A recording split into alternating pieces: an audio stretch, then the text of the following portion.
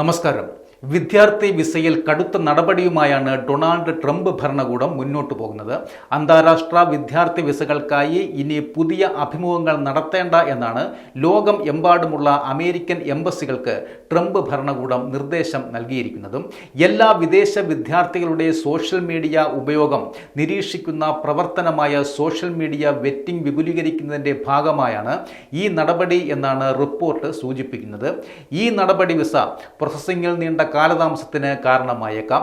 മാത്രവുമല്ല, വരുമാനത്തിനായി അന്താരാഷ്ട്ര വിദ്യാർത്ഥികളെ ആശ്രയിക്കുന്ന സർവകലാശാലകളെയും ഇത് ബാധിച്ചേക്കാം. അമേരിക്കയിലെ പ്രമുഖ സർവകലാശാലകളോടും അന്താരാഷ്ട്ര വിദ്യാർത്ഥികളോടുമുള്ള ട്രംപിന്റെ മല്ലയുദ്ധത്തിന്റെ ബാക്കി പത്രവുമാണിത്. കഴിഞ്ഞ വർഷം മാത്രം 10 ലക്ഷത്തിലധികം അന്താരാഷ്ട്ര വിദ്യാർത്ഥികൾ അമേരിക്കയിൽ പഠിക്കുന്നുണ്ട് എന്നും അവർ അമേരിക്കയുടെ സമ്പദ് വ്യവസ്ഥയ്ക്ക് ഏകദേശം $43.8 ബില്യൺ സംഭാവന നൽകിയതായും നാഫ്സ അസോസിയേഷൻ വെളിപ്പെടുത്തിയിരുന്നു. സ്റ്റുഡന്റ് വിസകൾക്കുള്ള നിയമങ്ങൾ കർശനമാക്കാൻ ട്രംപ് ഭരണകൂടം ആലോചിക്കുന്നതിനിടെയാണ് പുതിയ നയം വരുന്നതും. എല്ലാ സ്റ്റുഡന്റ് വിസ അപേക്ഷകൾക്കും സോഷ്യൽ മീഡിയ പരിശോധന വിപുലീകരിക്കാൻ ആഗ്രഹിക്കുന്നുവെന്ന് സർക്കാർ പറയുന്നു. ദേശീയ സുരക്ഷാ ഭീഷണിയായി ഭരണകൂടം കാണുന്ന ഏതെങ്കിലും ലക്ഷണങ്ങൾ ഉള്ളടക്കത്തിലുണ്ടോ എന്ന് പരിശോധിക്കാൻ കോൺസുലർ ഉദ്യോഗസ്ഥർ ഇൻസ്റ്റഗ്രാം, ടിക്ടോക്ക്, എക്സ് തുടങ്ങിയ പ്ലാറ്റ്ഫോമിലെ പോസ്റ്റുകൾ, ലൈക്കുകൾ, കമന്റുകൾ, ഷെയറുകൾ എന്നിവ പരിശോധിക്കാനാണ് ലക്ഷ്യമിടുന്നത്.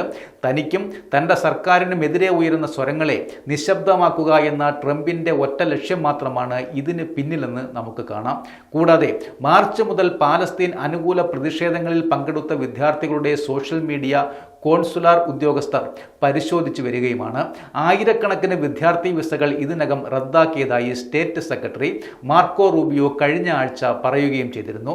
പുതിയ അധ്യയന വർഷം ആരംഭിക്കുന്നതിന് ഏതാനും മാസങ്ങൾ മാത്രം ശേഷിക്കെയാണ് വിസ അഭിമുഖങ്ങൾ താൽക്കാലികമായി നിർത്തിവച്ചത്.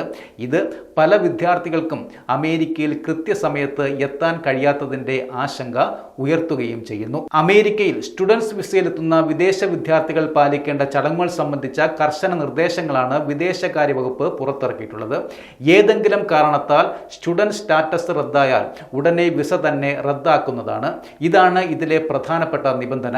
ക്രിമിനൽ കേസുകളിൽ പെട്ടാലും വിരലടയാള ഡേറ്റാബേസിൽ ക്രമക്കേട് കണ്ടെത്തിയാലും വിസ റദ്ദാക്കും. പഠനകാലത്തേക്ക് ആവശ്യമായ സാമ്പത്തിക പിന്തുണ ഉണ്ടെന്ന് ഉറപ്പാക്കണം. വിദേശ രാജ്യങ്ങളിൽ അമേരിക്കൻ സർക്കാർ അംഗീകരിച്ച വിദ്യാലയങ്ങളിൽ പഠിച്ചവരും കോൺസുലേറ്റുകൾ വഴി ഇന്റർവ്യൂ പൂർത്തിയാക്കിയവരുമാകണം.